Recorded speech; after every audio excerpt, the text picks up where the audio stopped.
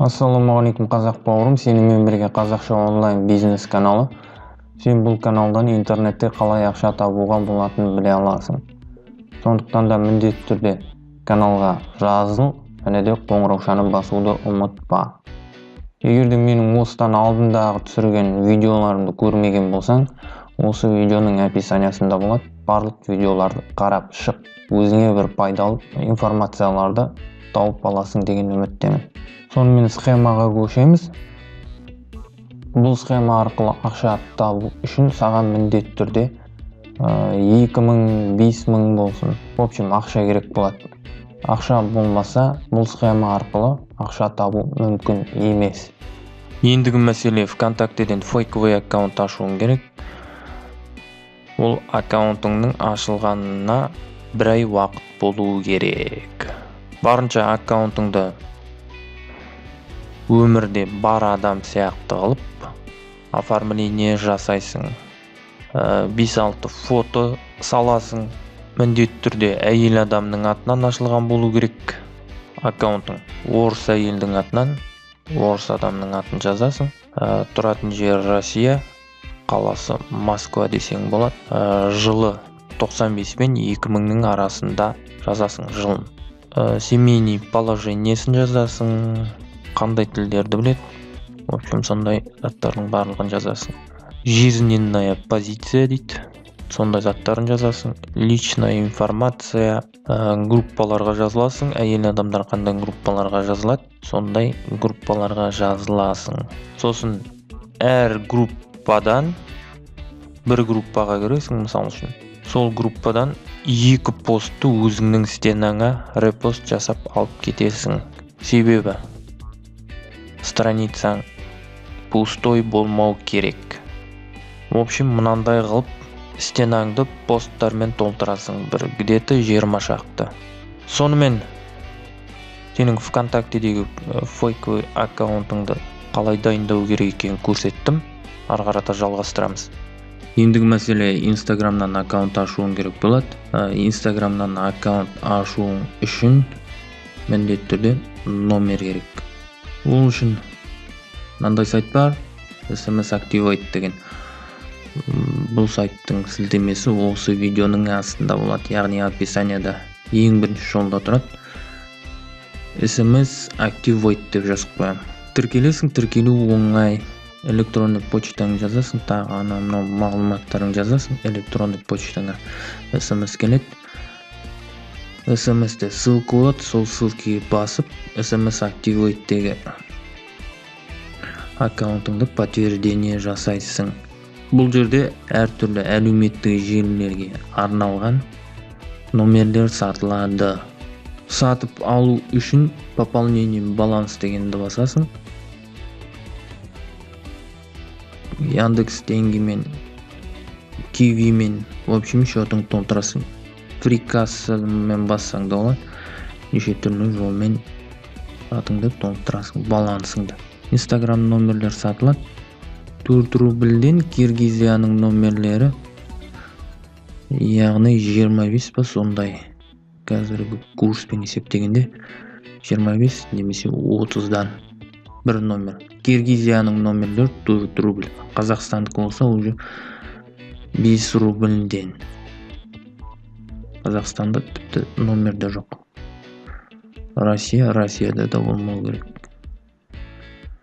Россияныкін қарайық. Россияныкіде 5 рубль 52 номер бар екен. В общем, Инстаграмнан көп аккаунт ашуың керек болады. Басында 5-6 аккаунт ашып, Инстаграмнан әйел адамдардың тематикасында ашасың. Жаңағыдай кірпік жапсыру, шаш өсіру, шаш өру, тырнақ өсіру деген сияқты. Сондай тематикада ашасың. Бір аккаунтқа бір тематика. Аккаунтыңды нормально қылып оформление жасайсың. Содан кейін бұл аккаунтты сату керек болады. Аккаунтың пустой болғаннан кейін, яғни подписчик болмағаннан кейін, бұл аккаунттардың құны көк тиын болады.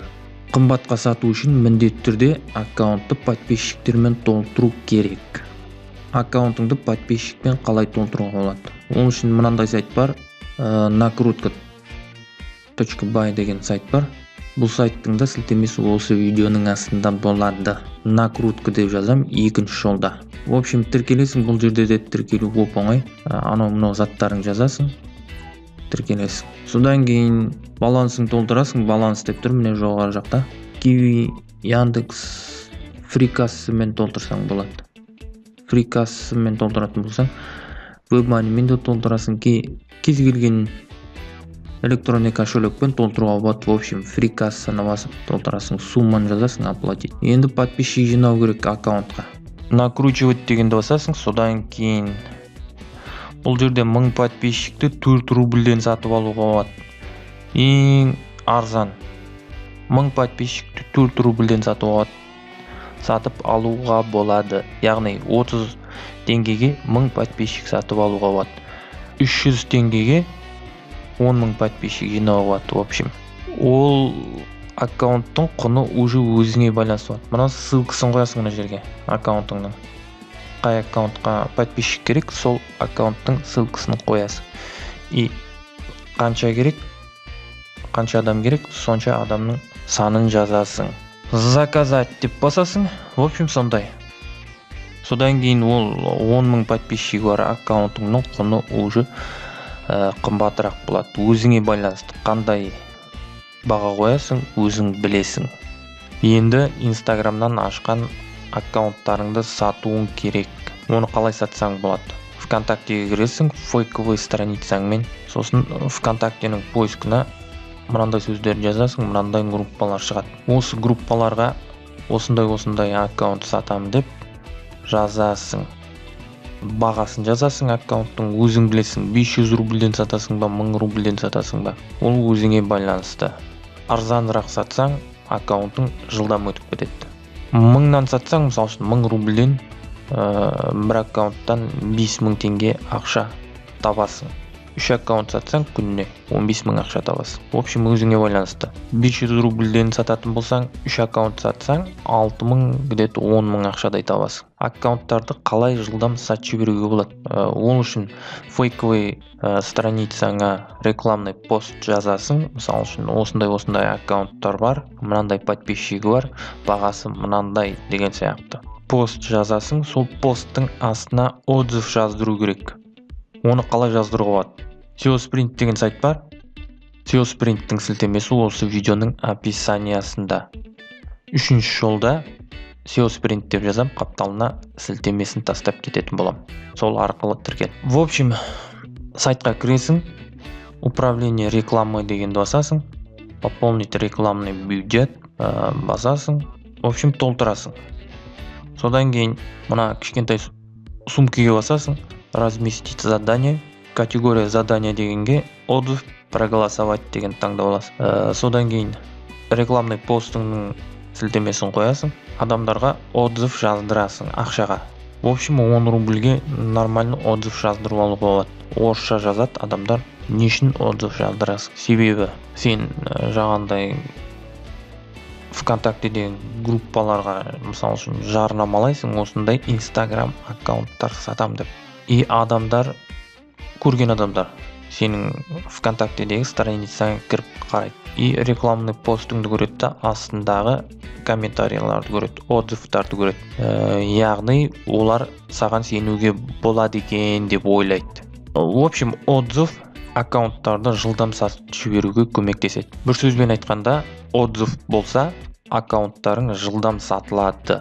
Жалпы бағасына да байланысты.